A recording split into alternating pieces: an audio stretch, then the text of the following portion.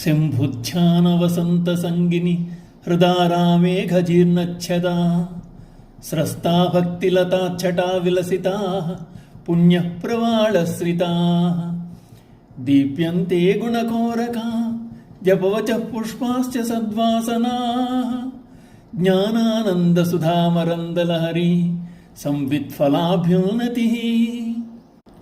ఈశ్వర, మీ ధ్యానము వసంత ఋతువైరాగా నా హృదయమునడి ఉద్యానవనంలో పాపములన్నీ పండుటాకుల వలె రాలిపోతున్నాయి.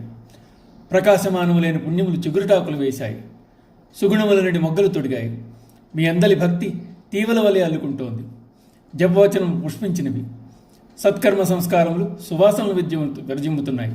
జ్ఞానానందం అమృత మకరందముగా ప్రవహిస్తోంది, బ్రహ్మజ్ఞాన ఫలముగా ఉప్పుతోంది. ఈ విధముగా నా హృదయం సకల ఆరామ లక్షణములు కలిగి ఉంది. ఇంతవరకు మనస్సును ఒక దుర్గముగా మహారణ్యముగా అభివర్ణించిన శంకరులు ఈ శ్లోకంలో తన హృదయమునందు గల ఆరామ లక్షణములను శివునకు వర్ణించి చెప్తూ శివధ్యానంలో హృదయారామం ఎంతటి శోభను సంతరించుకుంటోందో కళ్లకు కట్టినట్టుగా చూపిస్తున్నారు. శివుని ధ్యానం, శివుని సాన్నిధ్యం వసంతృతు ఆగమనంగా ఊహించబడుతోంది. హృదయం అనే పూదోట ఆహ్లాదకరమైన అట్టి వసంతృతు ఆగమనంతో పులకించిపోతోంది. చైత్ర వైశాఖాల్లో చెట్లు చిగురిస్తాయి, పువ్వులు పూస్తాయి. ఇది వసంత ఋతువు వచ్చింది అనడానికి సంకేతం. ఋతువుల్లో మనస్సుకు ఆహ్లాదాన్ని కలిగించేది వసంతం. చదువుల తల్లి సరస్వతికి ఇష్టమైన కాలంగా చెప్తారు. శాంతమూర్తి అయిన సరస్వతీదేవి ఒక చేత వీణ, మరొక చేత పుస్తకం, జపమాల, అభయముద్రలు ధరించి ఉంటుంది. ఈ రూపం విద్యా జ్ఞానబుద్ధులకు ప్రతీక. ఆమె కరుణతోనే విద్యాప్రాప్తి, జ్ఞానప్రాప్తి దక్కుతుందని పండితులు చెప్తూ ఉంటారు.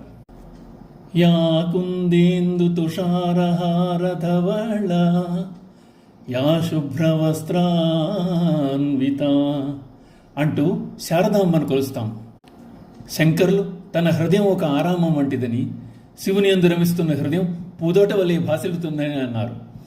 శివుని ధ్యానంతో ఉద్యానవనంలోని ఆగములనే పండుటాకులు రాలిపోయి పుణ్యమనే లేత చిగుళ్ళు వేస్తున్నాయి. సద్గుణములు మారుమొగ్గలు తొడుగుతున్నాయి. మొగ్గలు విచ్చుకుని వాగ్జపములనే పువ్వులు పూస్తున్నాయి. సత్కర్మలు, సద్భావనలు సువాసనలు వెదజల్లుతున్నాయి. భక్తి అనే తీగ ప్రాకి హృదయమునందు నిండిపోయింది. జ్ఞానమనే సుధామధువు జాలువారుతోంది. ఇటువంటి సద్భావనలతో బ్రహ్మజ్ఞానం ఫలిస్తోంది అంటున్నారు శంకరాచార్యుల వారు. ఓం నమః శివాయ.